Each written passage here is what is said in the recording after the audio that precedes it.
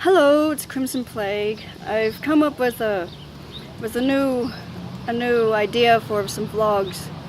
I'm gonna create a series called the Vent Vlog. So you can guess what these vlogs are gonna be about. So my first vent is two things that are kind of connected. First, let me ask, how old do you think I look? Seriously, how old would you say I think I am? 14, 16. Some people say I look 12. That's only if I'm in chest binders, which I'm not right now, because one, it's insanely hot, and two, my asthma has been acting up like freaking crazy. So if any of you have seen my previous vlog, you'll know I just turned 25. I think, yeah, like last week. Last week I just turned 25. I don't look it, do I? So, the reason why I ask this is because I didn't have problems in my early 20s. I didn't have very many problems about people assuming my age. That didn't start until like 2016, last year. It was basically 9 out of 10 times. 9 out of 10 times my partner and I went out on a date, people assumed I am underage, and about 7 out of 10 times the cops were called. I'm not making this up. The cops were called about 7 out of 10 times. It got to the point we limited the amount of times we went on dates. Like, we used to go on dates like 2 or 3 times a month. Now it's like, I don't know, once every few months if we're lucky. Something along like that. The reason why is because we're so afraid of going out and spending time together, much needed time together, without the fear of people assuming my age and don't even bother asking about it and just call the cops. It's gone really bad. Like,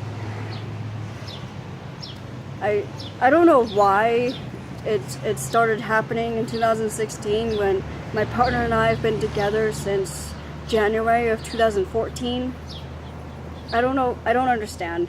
I don't understand why it's becoming an issue. And so far in this year, it hasn't been too much of an issue yet. So I hope it stays that way. I really do, because we really need us time. And so the reason why I brought this up is because, like, the day after my birthday, it started going around. There's a picture that's going around. I don't know if I can provide a link. I don't have a computer. I just have a phone, and my phone is not the best. It's kind of shitty right now. So I don't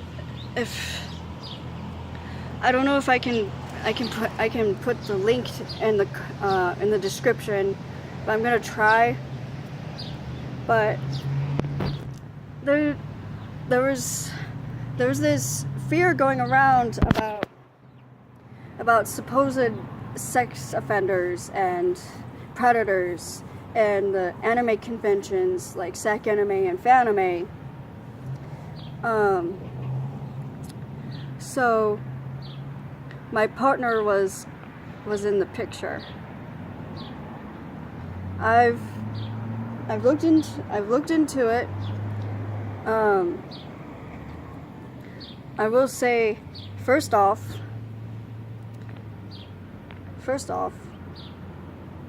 my partner isn't a sex offender. He's on probation for beating a sex offender. Like beating a sex offender to bloody pulp, like near coma status. Actually, I think the guy was in a coma. I don't know if he still is. I didn't delve too deep on the information. I just had it confirmed by the officer of the day at probation. He doesn't have an officer. He just reports in like once a month. And he's about to get off. And he's been on probation since 2013.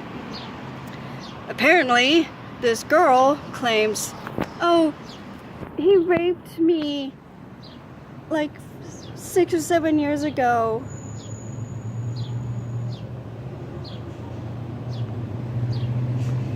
Where's your proof? You can't make a rape claim and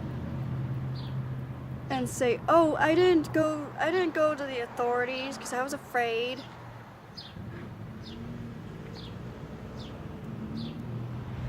And other stuff like that. And apparently she claimed, oh, I did do a rape kit.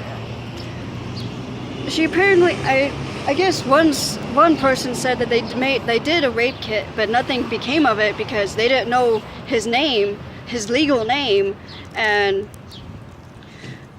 there's a problem with that. He's on probation. They would have DNA swapped him. So if any issue came up about murders and rape, they would have picked it up. So again, care to explain that? Explain that to me. He is in the system. They have his DNA. And nothing matched him to anything.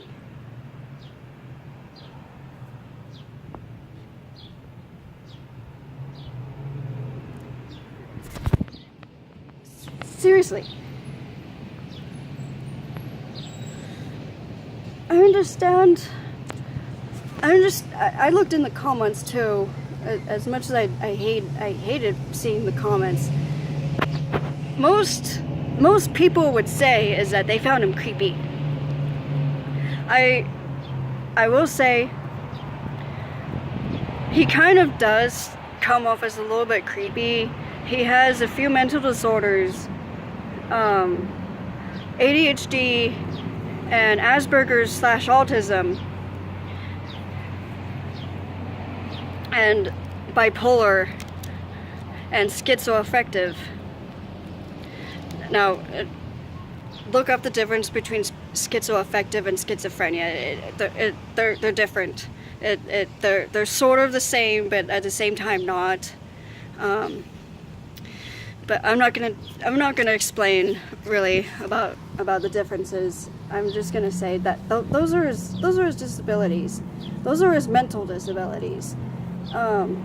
So yeah, he's gonna come off weird, awkward, and a little bit creepy when because he's like this socially tormented butterfly, as I call him.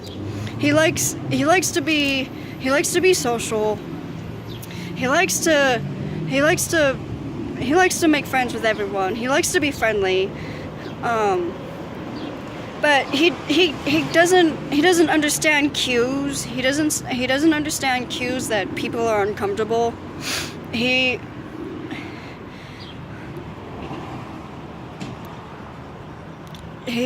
I've been trying to work with him on that, and for a while, for the most part, he got better until like last year when we moved into, I call hellhole of doom.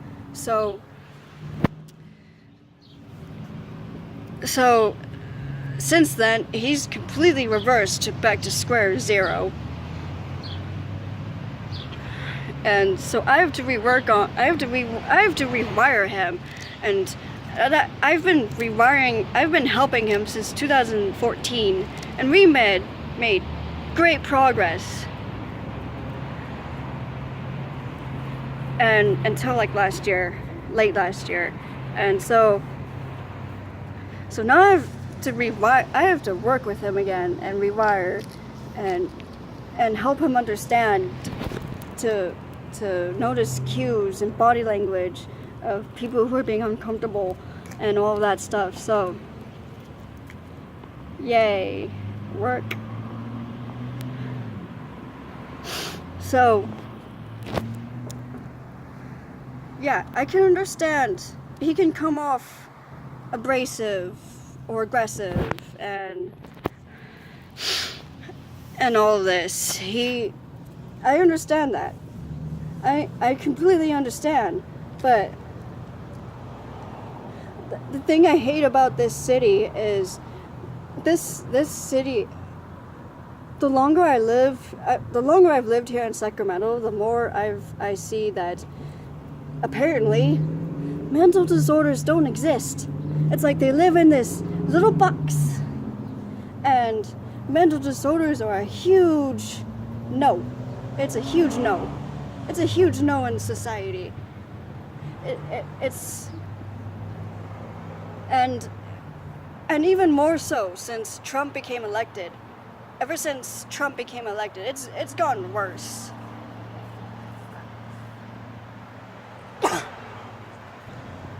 It's like a disease that people assume and they don't understand, and it's really frustrating when they don't understand that it's just who he is. Even on meds, that's just who he is. And people, and because of this weird thing in society about mental disorders, it's frustrating. It's really frustrating. And the reason why I brought this up is because I need to vent about it, and then people believe that I am 1, 15, 2, that I am stupid. People believe that I am stupid and that I won't leave them, and I don't see what they see. Of course I don't see what they see. I'm not living in this little fantasy or delusional world, because I know the facts. I know the facts. They're there. They're there, clear as day. So yeah, I'm not gonna leave him. We've been through so much that most relationships would break these days from what we've been through. We've been through homelessness. We've been through roommates backstabbing us and forcing us to be homeless and leaving everything behind, including cosplays. My pride and joy was the CO Phantom Hive cosplay from Black Butler that I wore when I first met him. I've lost artwork. I'm an artist. I am an artist in my heart. But since I lost my artwork, I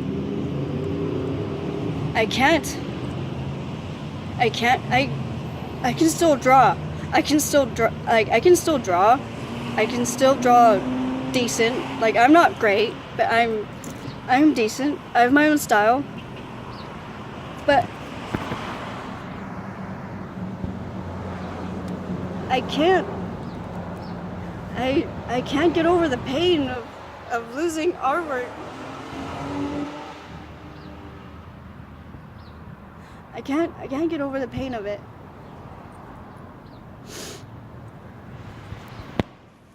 And there are other things that we've been through that that would have broke that these in this society these days, with how society is controlling everything, relationships would have been broken, and we survived it all. And so I'm sorry.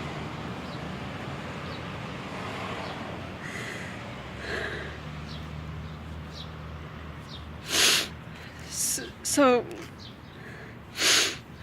the fact that we're already down, we're already feeling down, we already have a really sucky living situation, we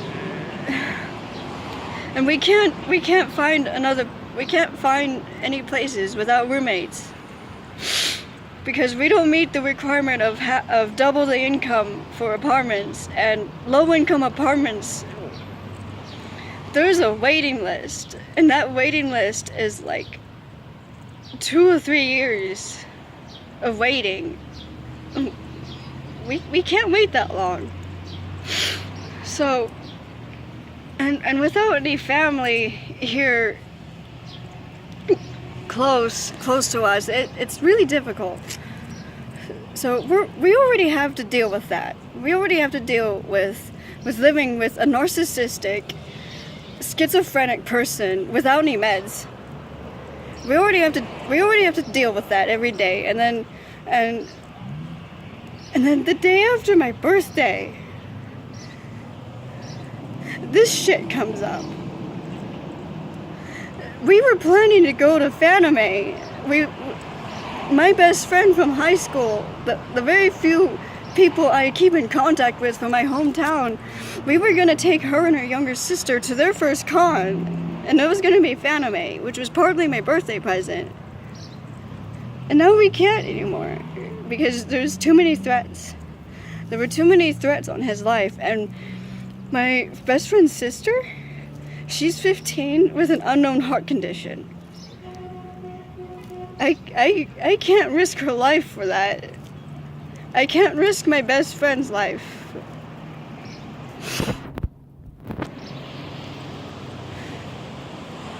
I can't.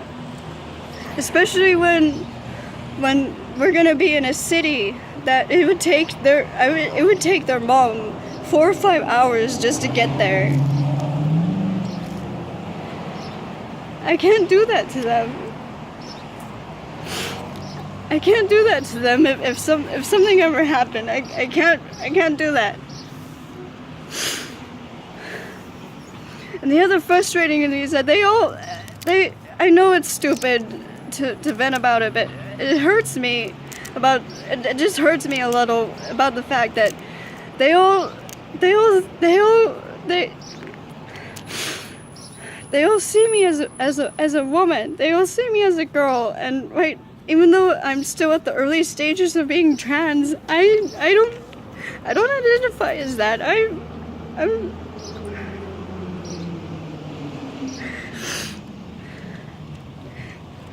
so I'm also afraid of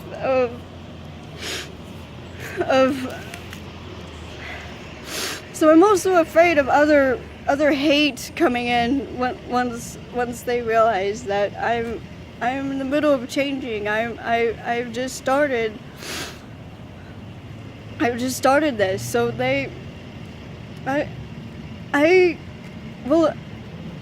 I'm one of those people, I can ignore it, but if they try bringing up this issue,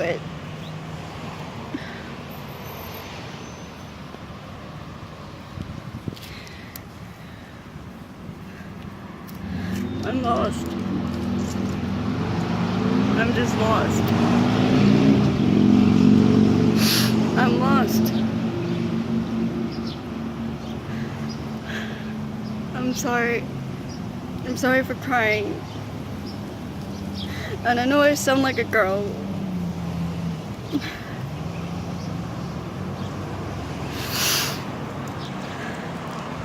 But yeah, that's what the issues are. And I'm sorry for a very emotional first vent vlog. This has been haunting me for the last few days, and I was finally encouraged by a friend, a close friend of mine, to vlog about it, because everything I've tried to do to help hasn't worked. So I'm vlogging about it against my partner's wishes. So yeah, painful first vent vlog. I want to apologize for it, but I can't. I have to vent about it. I have to vent because it's really hard. And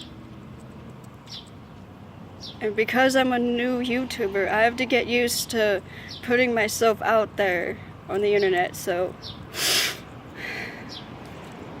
yay, more vlogs. So yeah, this concludes my first vent vlog. I'm sorry I got emotional at the end. I needed to cry. So this is Crimson Plague. Bye.